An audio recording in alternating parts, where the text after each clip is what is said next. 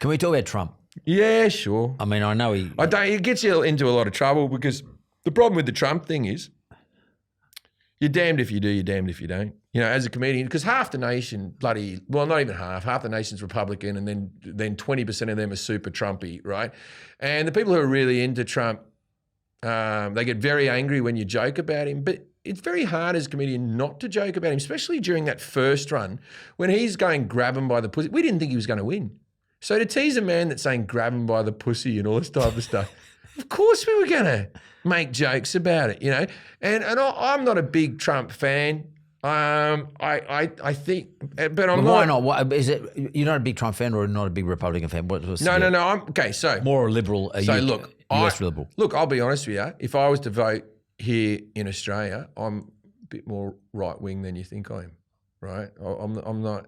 But Peter Dunn's watching this, by the way. Yeah. I'm more right wing than you think I am. That's all I'm going to say on that. But when I'm in America, they think I'm basically a bloody communist because being right wing being left wing in America means, okay, I believe in gun control, I believe in universal health care, right, and I believe in a woman's right to do what she wants with her body.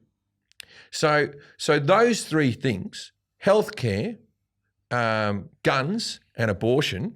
They're the poster children for the fucking Republican Party. That's what they want.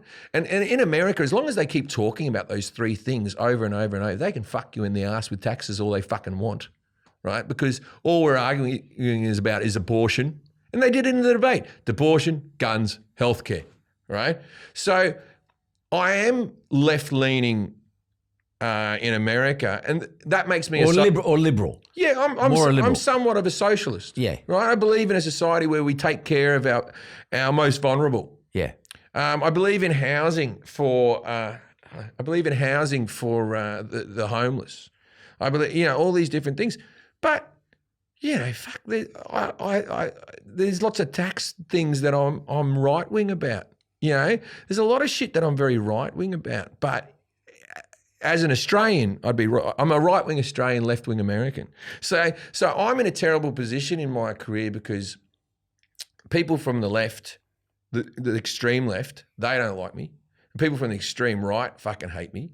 And my fans are the 80% of the population who are in the middle, who for most of us, we just shut the fuck up.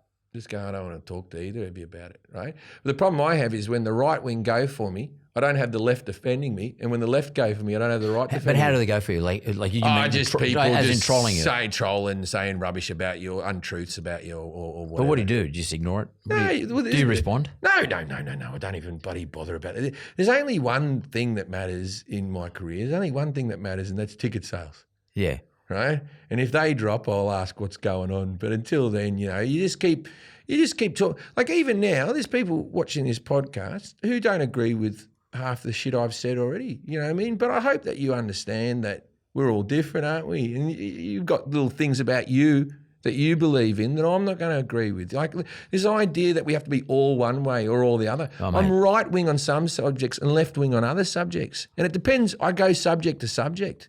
You're never going to, I don't think, I think I pay too much taxes in California. I know I do. It's too much, and I don't get anything in fucking return. I'm very right wing about that. I tell you, because American tax system is fucked. In California's fucked. It's fucked. It's fucked. Yeah, totally. It's fucked. And now and if I have to hear another Democrat say, "Well, the 1% need to be paying more taxes," they fucking are. They are. It's the 1% of the 1% who's not paying it. You start getting tax money from fucking Amazon. What are you bothering me for? I'm paying it through the fucking wazoo, you know what I mean? So it's like there's always a scapegoat, that these people aren't doing enough and this is why our society. So in America, I pay all these fucking taxes and what do I get in the end? More military. I get more military. Fix the fucking pothole in my street and get rid of all the homeless people and put them into fucking housing. Work on the fucking mental health of all the soldiers that have come back from the wars and are all fucked up in their head. How about we work on that for a little bit and stop spending it on more missiles? It turns out that in America, guess what? They've made enough weapons. They've made enough weapons to last forever. And I used to think that, oh, no, we got to be strong because, what about Russia and China? Have you been fucking, they can't take over the Ukraine, mate.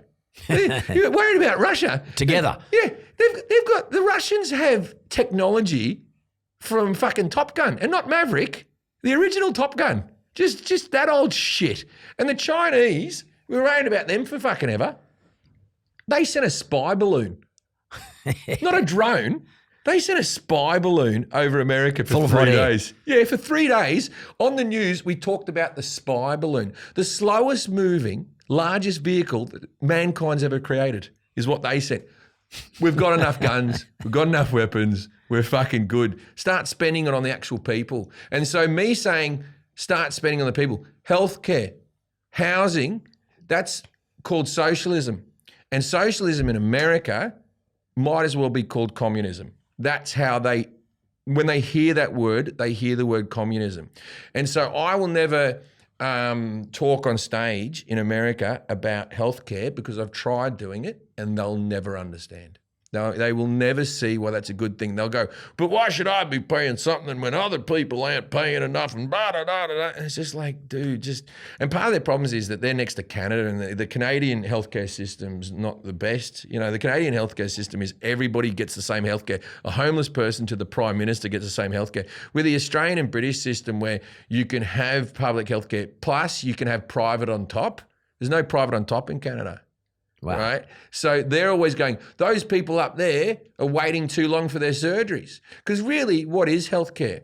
What is private healthcare? All private healthcare is I get to jump the queue for my surgery, and when I'm in hospital, I get my own room. That's the only difference in public to whatever. Yeah, I'm fucking gone. I've probably lost a lot of fans with this rant right now. So when you, but it's sort of interesting to me because when you go off to say like Austin, Texas, which is like, red territory. It's not Austin. Austin's the blue in the sea of red. Is that right? Because I did listen to one of your shows there, and you had them going. You had them in the palm of your hand. Oh, you actually came to my show in Austin? I was there. Oh, brilliant. And no, I'm just joking. Oh, you were? Oh, okay. But I have listened to it. But you had them. Yeah. But you were bagging the shit out of Trump.